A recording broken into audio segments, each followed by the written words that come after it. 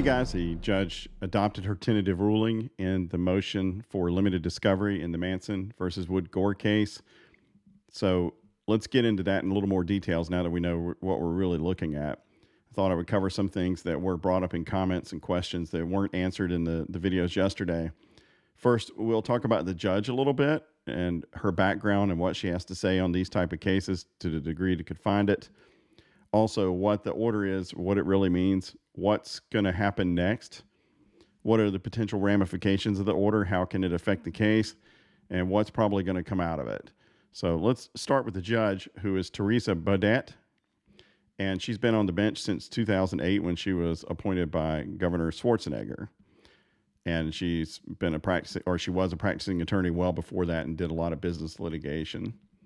So I know there were some questions about, well, we need to research this judge and find out what's up with her. Is she some kind of Me Too activist or biased this way or biased that way?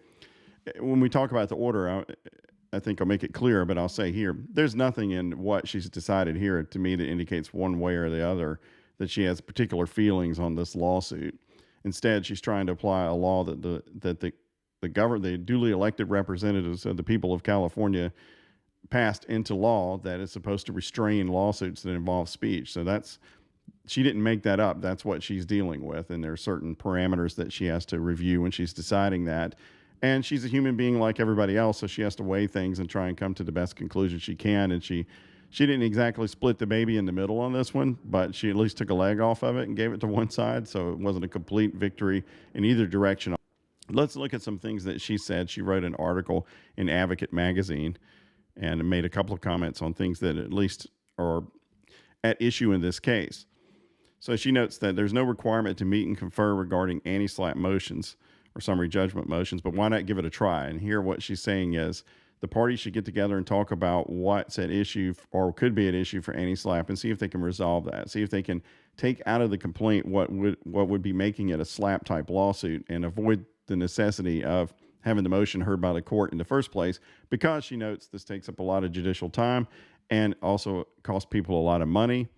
And she does note that anti-SLAPP proceedings seem to never end because of the right to appeal and attorney's fees at issue. And we'll talk about that later. She's certainly right on point there.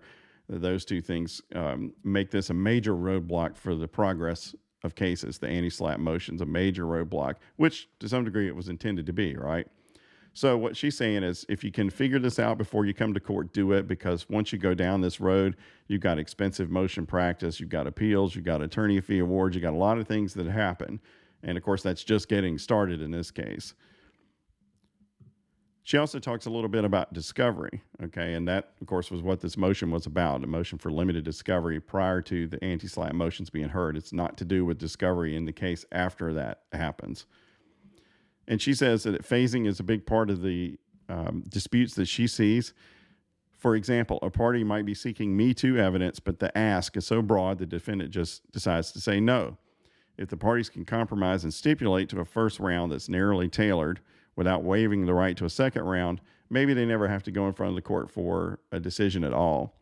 This is not a deep dive into her philosophy on discovery, but it does suggest that she thinks, hey, instead of going on the fishing expedition first, why don't you just see if you can shoot a fish in a barrel? If you get everything you need, then you never have to have the fight anyway. You never have to resolve the conflict of whether what you're asking for potentially was too broad. And consider that, for example, in the motion to compel in the Bianco case with Ashley Walters, where her attorneys say, you're asking for too much scope here, right? That's unfair to have her come and testify about all these things you want to testify about. If you'll restrict it to just Bianco, then we'll gladly show up. And Manson's attorney is saying, we're not on a fishing expedition. We only want to talk about 3 people. And I happen to agree with his argument there. So that's already limited enough. And there was some discussion about Manson's attorneys. Hey, if you come and you show up and you only talk about this one thing, we reserve the right to come depose you later, again, if we need to.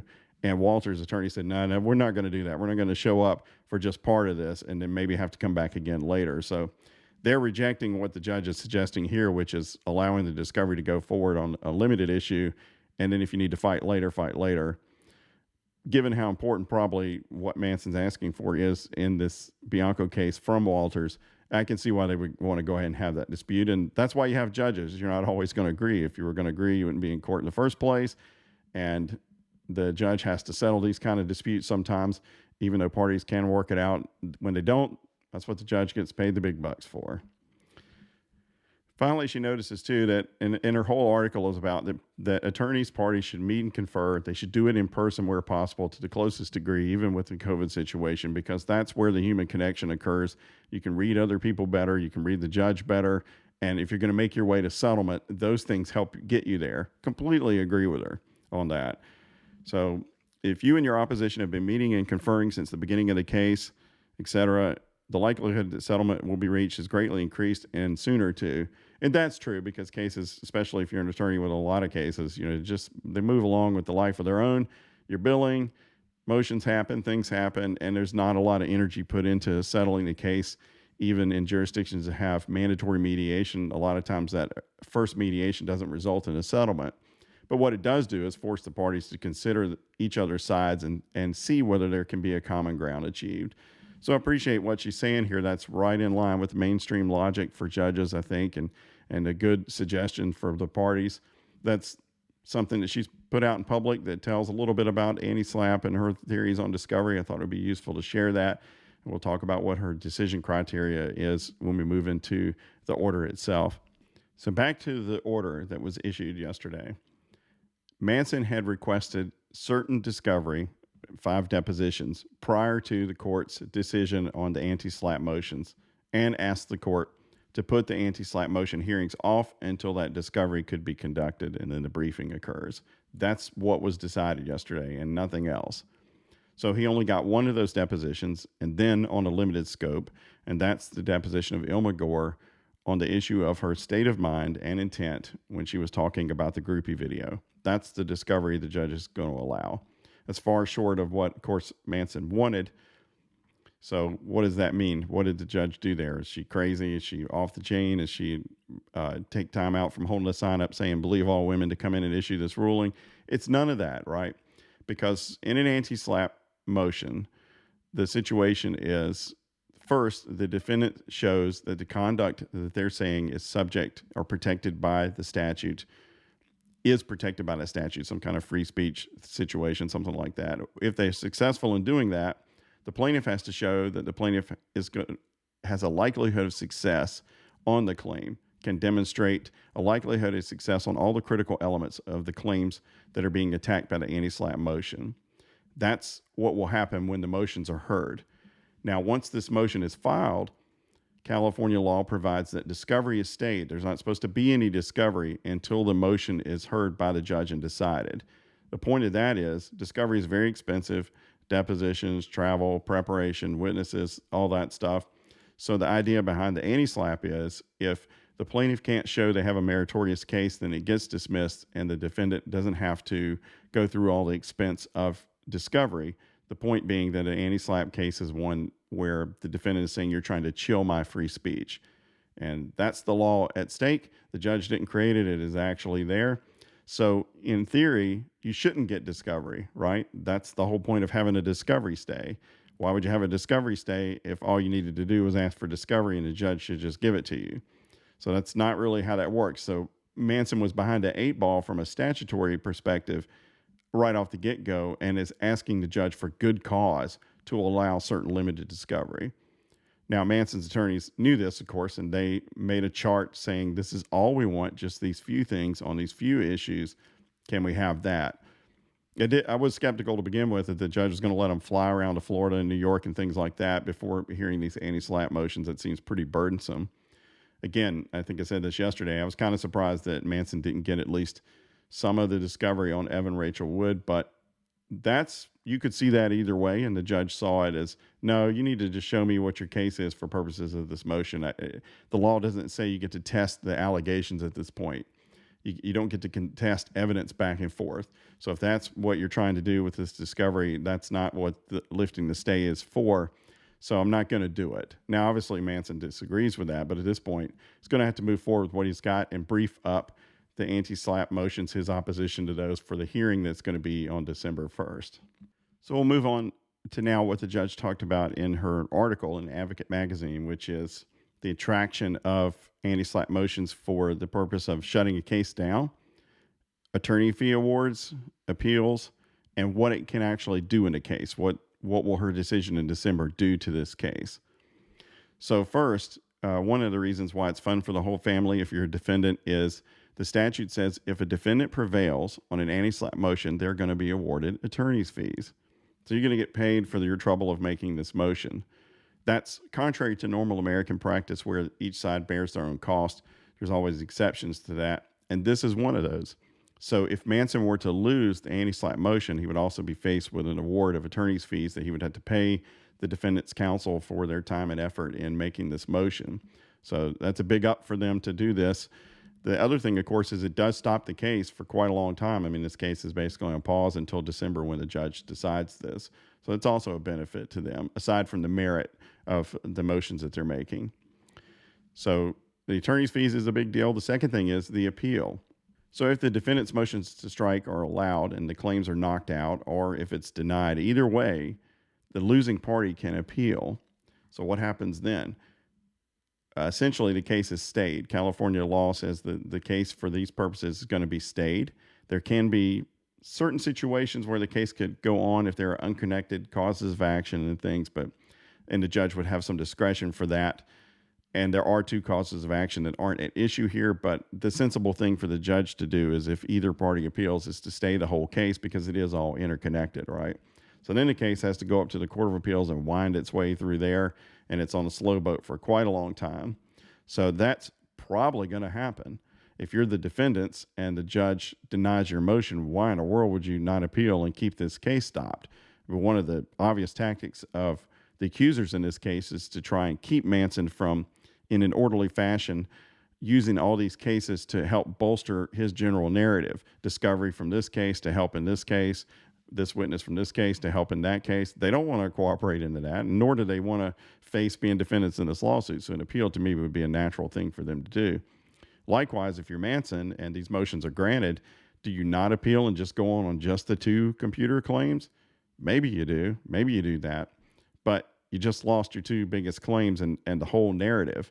And as we'll discuss, you may have, if the case were to be narrowed strictly down to the hacking and the accessing his data, you may have lost access to discovery and testimony on all the things that you say you wanted in the first place.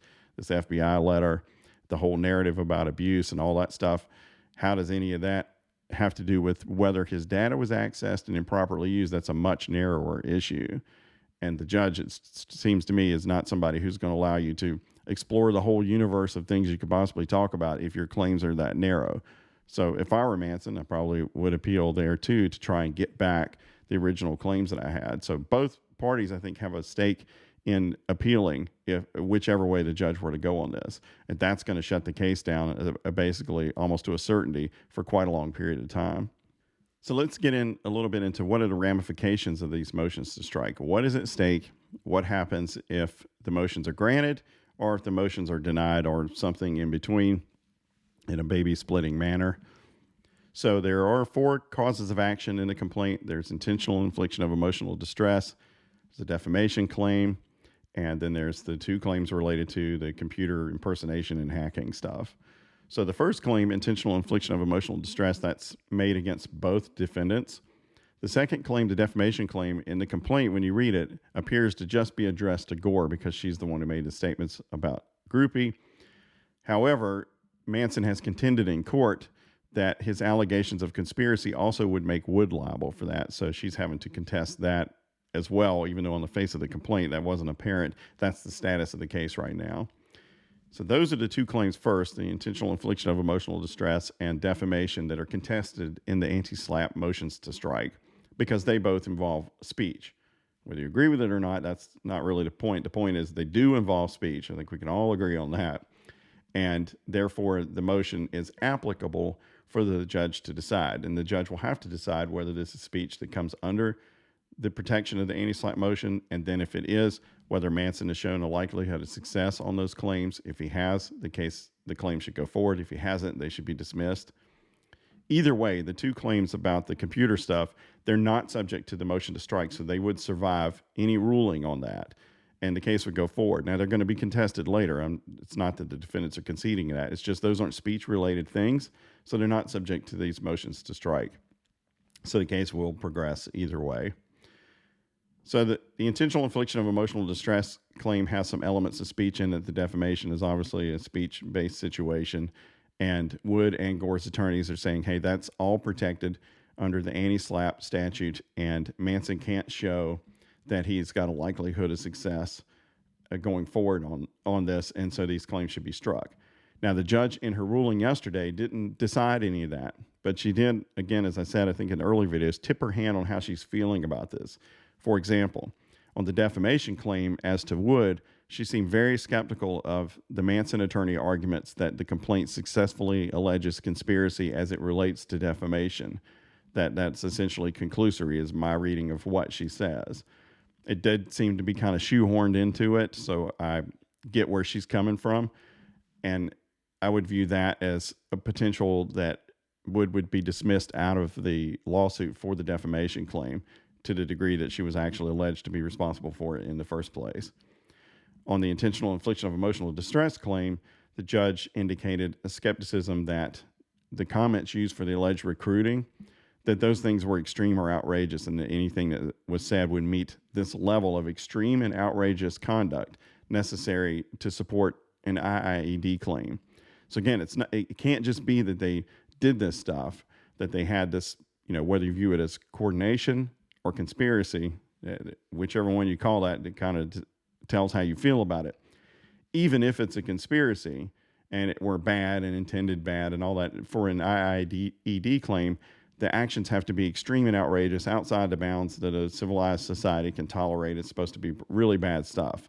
So it's not like a car wreck situation. You've got to show some outrageous kind of conduct. Okay. So the judge said, no, as a matter of law, I don't find these communications that Gore sent out to these people for this meeting, that stuff's not extreme and outrageous, whether you agree with it or not, and whatever the purpose was for it, they just aren't. So the judge seems pretty sympathetic to the defendant's arguments that the claims are poorly supported by that part of the allegation.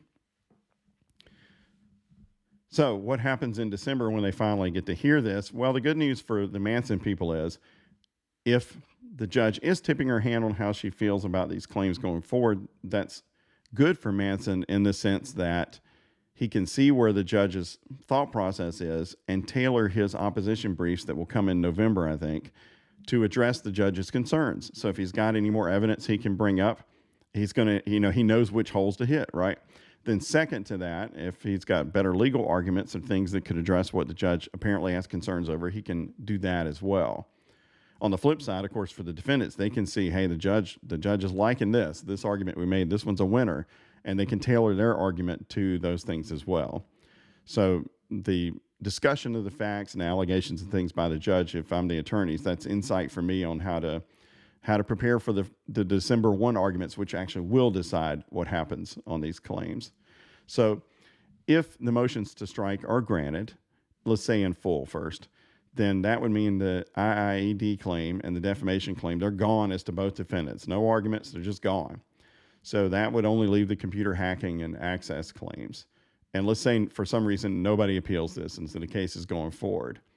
If it's only going forward on those two things, the question was asked to me yesterday by Colonel Kurtz, and it's a good question, is does this current ruling mean, for example, that they can't get at the FBI letter? And my answer to that is no. It absolutely doesn't mean that. It just means it for the purpose of before this motion to strike is heard.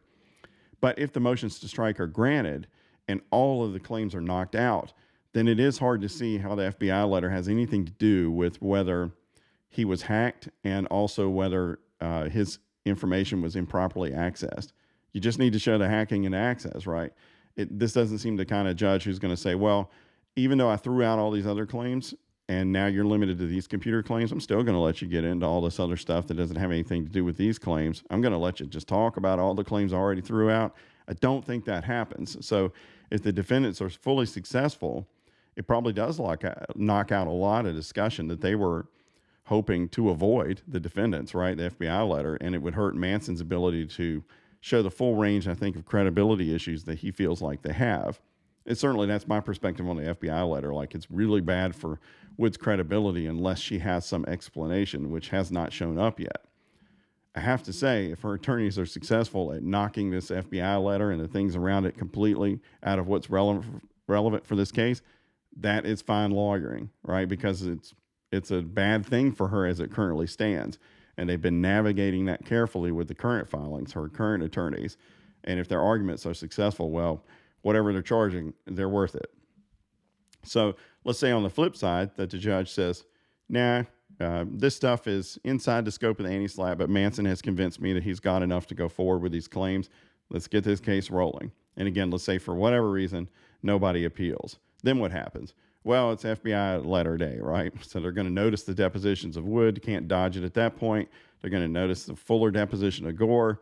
They're going to notice the depositions of the other people that they wanted to do, more people, document request.